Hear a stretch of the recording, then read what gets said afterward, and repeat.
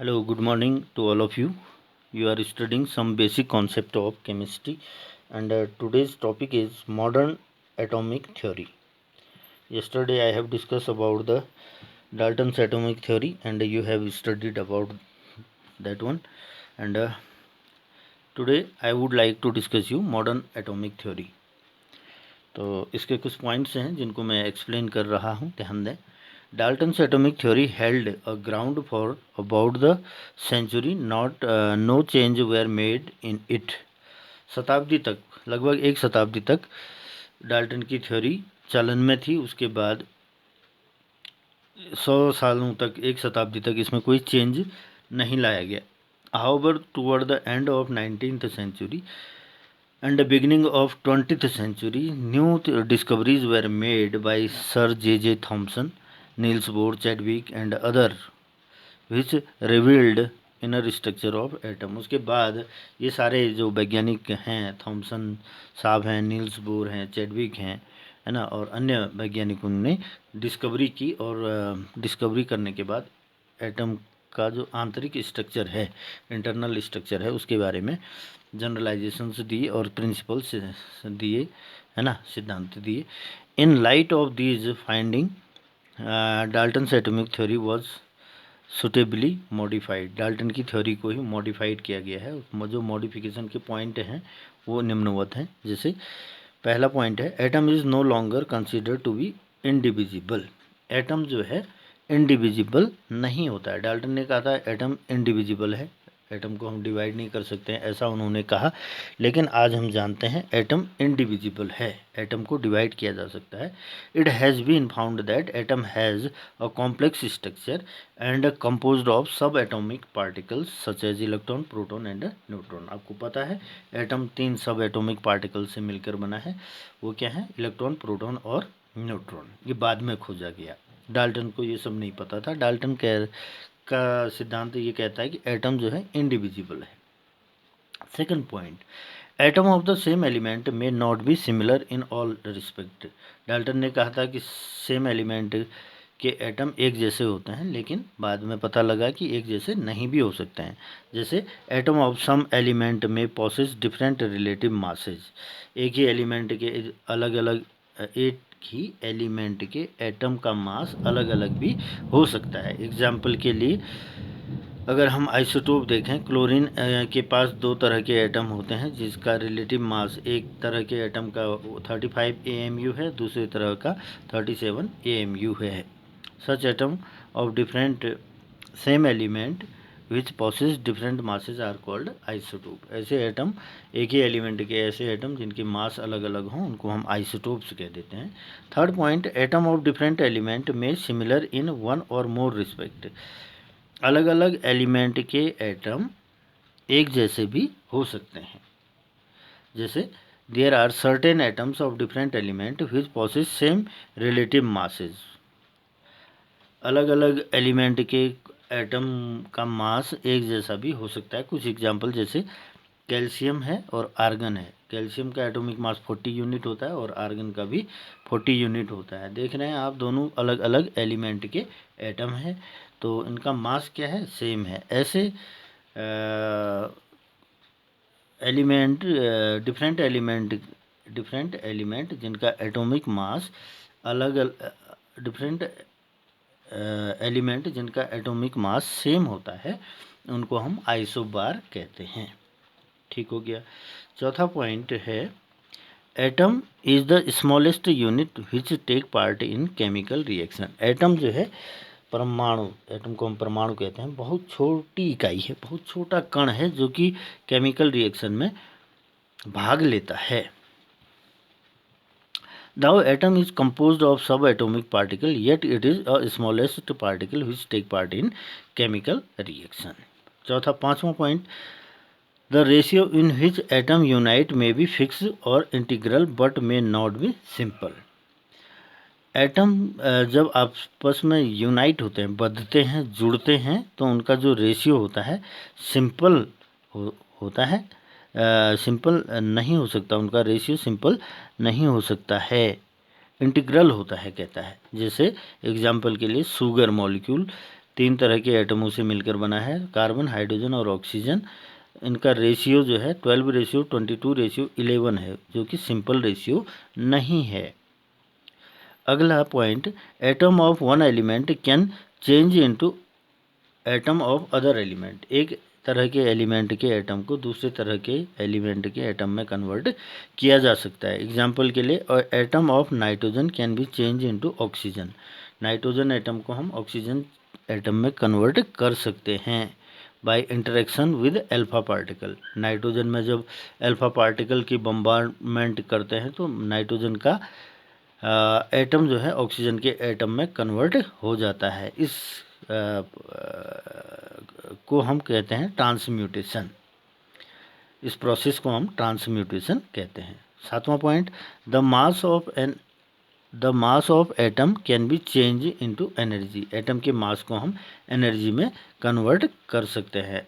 According to Albert Einstein equation equal to mc²।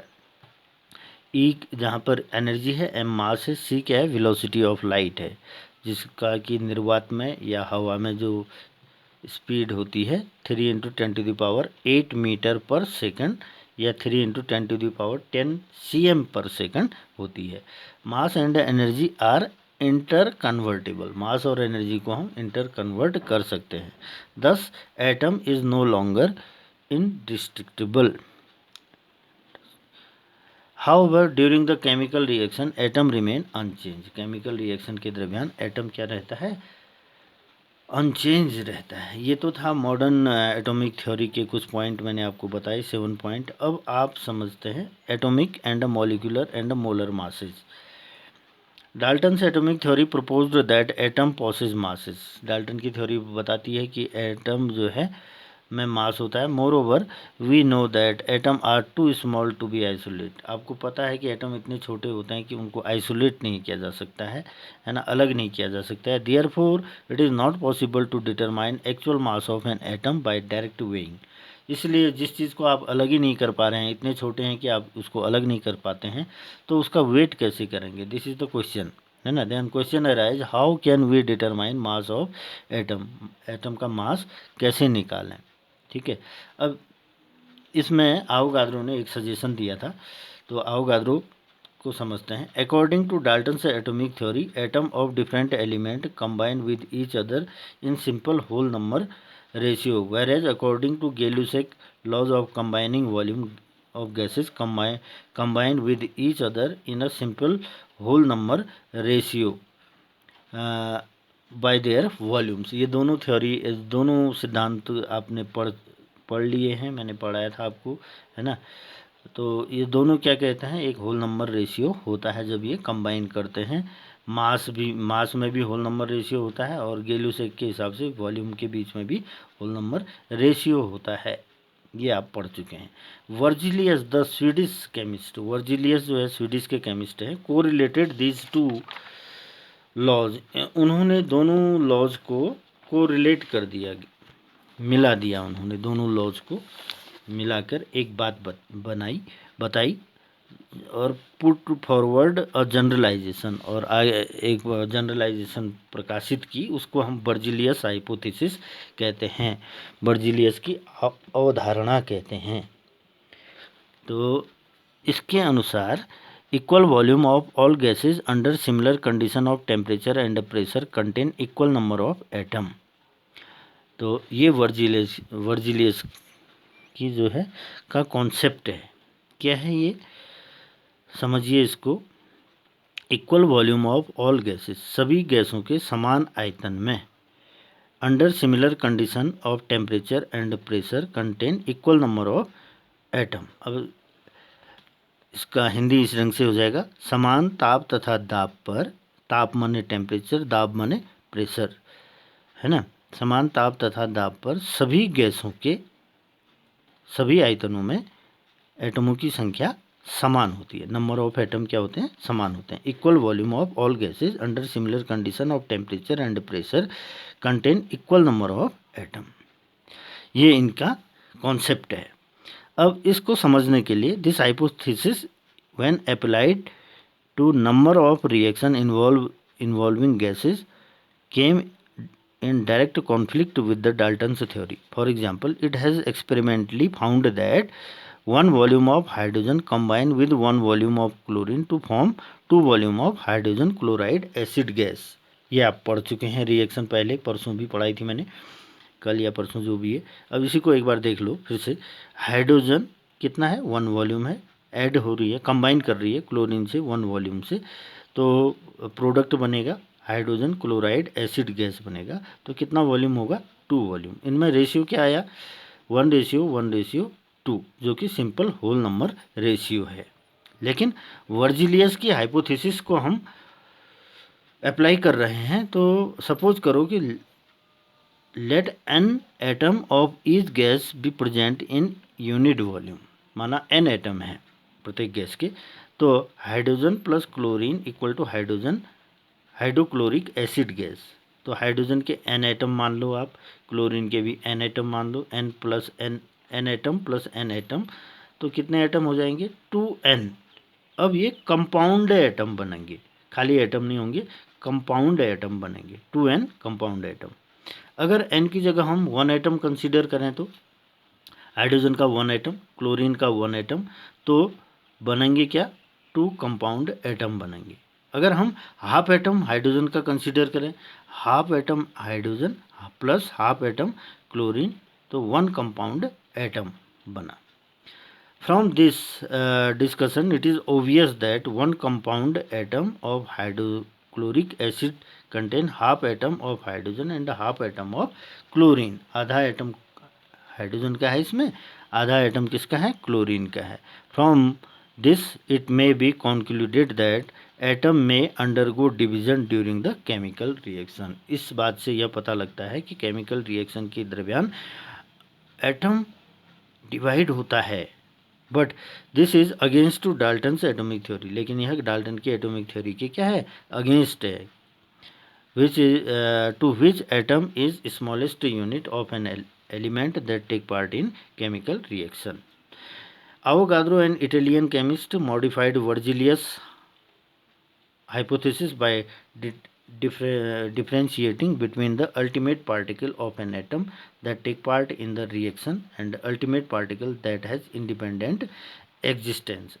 Avogadro जो है एक इटालियन साइंटिस्ट हैं, तो उन्होंने वर्जिलियस की हाइपोथेसिस में थोड़ा सा मॉडिफिकेशन किया। उस मॉडिफिकेशन के आधार पर इन्होंने बताई बातें, क्या बात बताई, the smallest particle of element that take part in chemical reaction is called atom. छोटा कण जो केमिकल रिएक्शन में भाग लेता है उसको हम एटम कहते हैं। इट मे और may not have independent existence, इसका स्वतंत्र अस्तित्व हो भी सकता है या नहीं भी हो सकता है। The smallest particle of substance element और compound that has independent existence is called molecule. वह छोटा सा कण जिसका अस्तित्व जो है इंडिपेंडेंट होता है उसको हम क्या कहते हैं, मॉलिक्यूल कहते हैं। अब मॉलिक्यूल कैसे बनते हैं आपको पता है, 2 या 2 से अधिक एटम जब केमिकली कंबाइन होते हैं तब मॉलिक्यूल बनते हैं।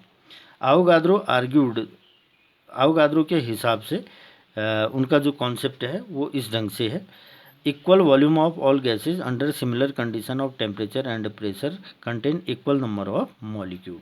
तो वर्जिलियस की हाइपोथेसिस में मॉडिफिकेशन किए हैं उन्होंने बताया कि समान ताप तथा दाब पर सभी गैसों के समान आयतन में मॉलिक्यूलों की संख्या समान होती है। जबकि वर्जिलियस ने क्या कहा था, एटम की संख्या, इसकी जगह मॉलिक्यूल की जगह एटम कहा था, एटम की संख्या समान होती है कहा था, जबकि वर्जिलियस कह रहे हैं मॉलिक्यूल की संख्या समान होती है। होपिंग कि समझ रहे होंगे आप। अब इसका एग्जाम्पल के लिए आप ये एग्जाम्पल आप समझिए इसको, है ना, सेम वैसा ही है, कंसीडर करके इसको समझिए। मिलते हैं नेक्स्ट वीडियो में नई बातों के साथ। Thank you.